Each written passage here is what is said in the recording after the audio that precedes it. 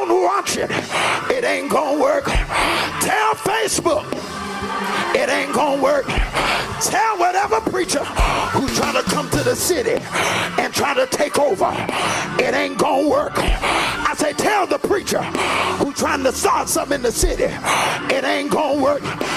If you watch my content in the past, you will see that I've done videos about Brian Carn before. Now, Brian Carn calls himself a prophet. He has a church in North Carolina called Kingdom City Church.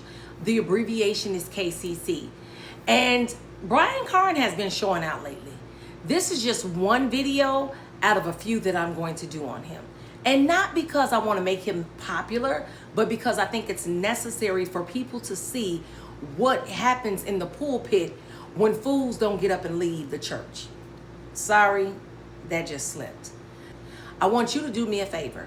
Like this video so the algorithm can push it out. And don't forget to hype it, because I heard that helps too. Turn on your notifications so that you know when I come on. Share the video. Subscribe to the channel. It doesn't cost you a dime and it does help me out. And shop at CorgineHair.com. I'm the founder and owner of the brand, and I truly appreciate your support. Now let's get into the clips. You can't replace me, because God placed me here. God gave me a seat. I'm a gatekeeper, and you can't break nothing.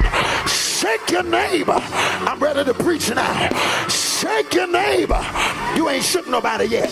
You busy looking at me.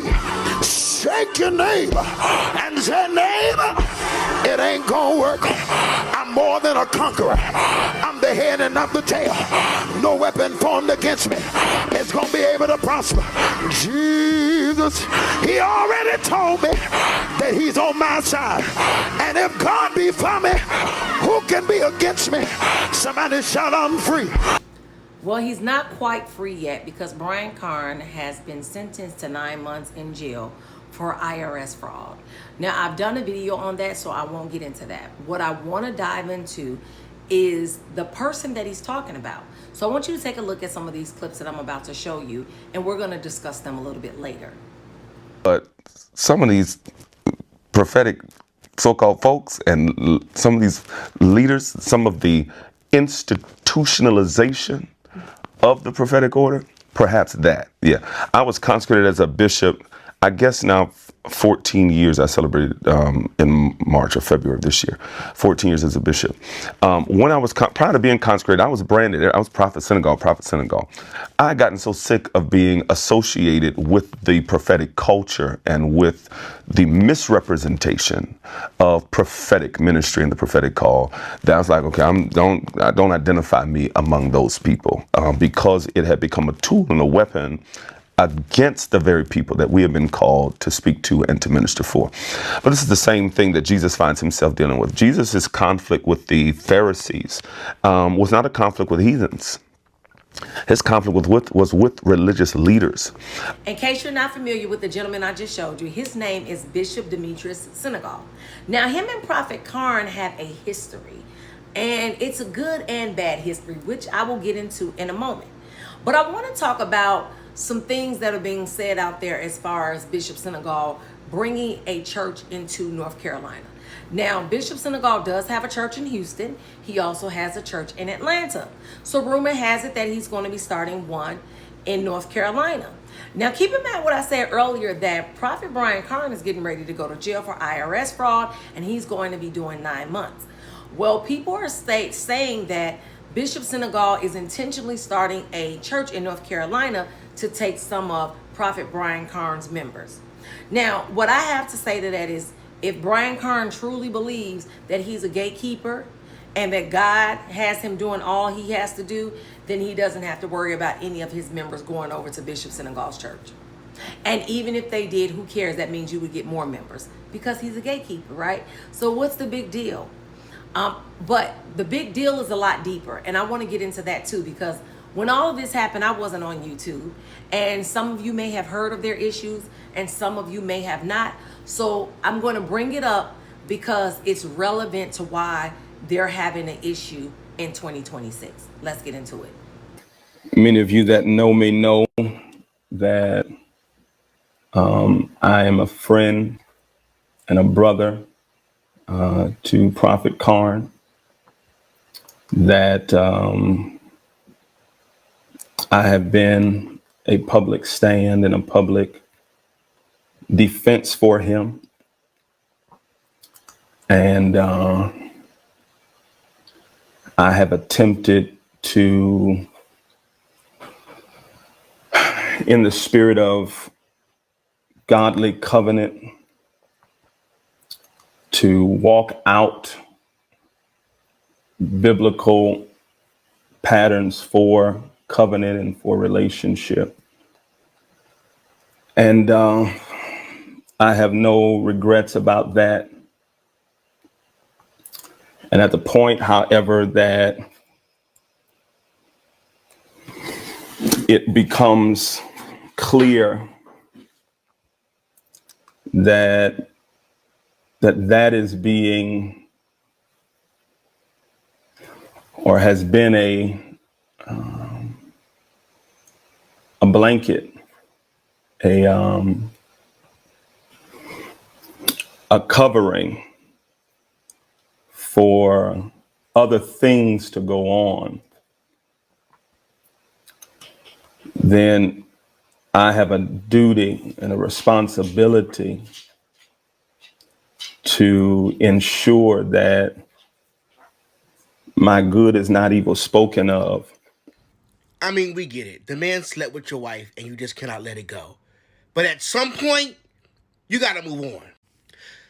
Here's what's baffling to me is that you consistently get online and you bash Carn, you go back and forth. Now, y'all know I don't see it for that man. And we'll get into that in a minute. But this is, the point of me doing this video is because prophets who operate out of bitterness are not clean vessels, okay? We all have things that we have to work out. We all have our own salvation that we're working out. But when you are holding unforgiveness and resentment, and you try to use that as you standing up for righteousness, it's actually not. It's just you bantering. There's no reproof in that. There's no rebuking and love in that because you become obsessed.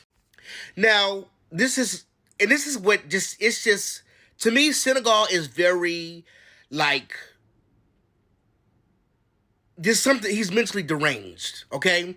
And I'm going to just say that, now, I do think he has great prophetic material, but you have to funnel through all of the hate that he has for Carn and anybody else who's doing better than him in order to get to the meat of the matter.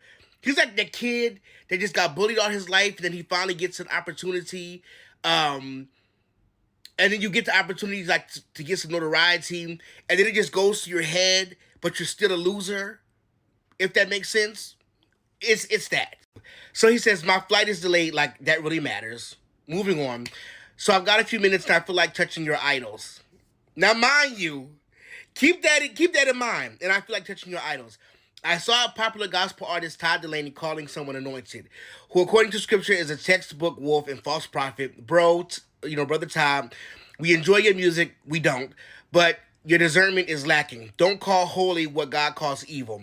Woe unto them who call evil good, etc., etc. Y'all can pause that and read that, right? You get the gist. Now you say all of that, right? You say, well, what did Todd Delaney post? Let's go to that. Todd Delaney says, Prophet Carn is anointed. You can argue with your mama. Tonight was my first time hearing him minister in person. Whatever mistakes he's made is under the blood, which is totally not what the blood is for. That man is powerful. And again, like I said to him, he's powerful because he invited you and paid your honorarium. All of a sudden, he's anointed. Church people are so dense. You give them a couple of shekels of silver, and baby, you have them eat out of the palm of your hand. You can do no wrong. This is what happens why y'all gotta come out of the church and stop being broke and needing an opportunity, because this is broke behavior. Now let me introduce you to Javar Stubbs Jr. Hopefully I pronounced his name correctly. He has a TikTok channel, I believe a YouTube and Instagram channel, even Facebook, where I believe his name is Spiritualish. And so he does commentary as well on things when it comes to the church and prophetic stuff. Well, I want you to listen to what he had to say to Bishop Demetrius Sinegal, and then I'll give my commentary at the end. Said, Demetrius, you're wrong. But Jesus Lamb, you're so doggone bitter. We get it. Carn smashed your wife, move on. Like, for real, it's giving up cess. I can see if commentary content was your space, But you should be focusing on ministries that you keep posting that's allegedly booming. But that's a whole other thing for a whole other thing for a whole other thing, and we'll get into that later. Like everything Carn does, you have to post about it. Are you okay? Therapy must be needed for you. This is unhealthy. Yes, Carn is a wolf, and he could not be pastoring, it should not be pastoring, not even a dog. And I mean that. But coming from you over and over and over again, it's getting kind of weird. No, I don't see it for Carn. I don't. But I'm not going to consistently get online and keep badgering the man like day after day after day, like everything that he does. We know that he's going to jail. We know that he, did tax fraud and tax evasion, all that stuff. We know the plethora of women that he has slept with and all that stuff that has come forward. The fact of the matter is, y'all going to follow that man because y'all are stupid.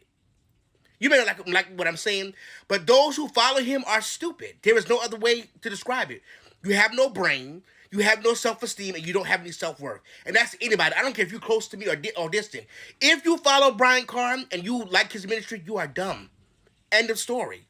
Because it takes somebody who can't process, who lacks cognitive thinking, to follow someone who does not care about anybody but themselves, who repeatedly, literally mishandles people, who takes advantage of women, who cares nothing about their platform, obviously, and is disrespectful to the body of Christ at large. So if you follow him, you're dumb. That's just that on that. However, this is not about Carn. This is about Demetrius Sinegal.